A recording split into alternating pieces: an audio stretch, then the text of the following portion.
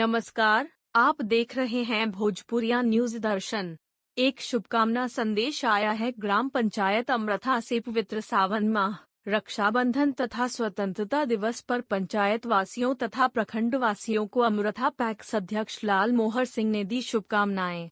इस अवसर पर लोगों के अमन चैन एवं खुशहाली के लिए कामना की तथा सौहार्दपूर्ण वातावरण में इस पर्व को मनाने की अपील की।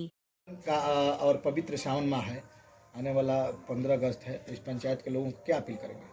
हम रक्षाबंधन 15 अगस्त के शुभ अवसर पे हम यहाँ किसान भाइयों का शुभकामनाएं दे रहा हूँ कि अच्छा से रहे, अच्छा से पर्व त्यौहार करें, हर आदमी से मिलजुल के रहें, हम यही कहेंगे। मैं अमृता पंचायत लाल मोहर सिंह पैक्स अध्यक्ष, सावन और 15 अगस्त के शुभकामनाएं पे मैं हर किसान भाइयों का हाथ जोड़ के सब कुछ कह रहा हूँ कि अच्छा से रहिए, मिलजुल के रहिए, अपना पर्व त्यौहार अच्छा से बिताइए। मैं यही शुभकामना दे रहा हूँ।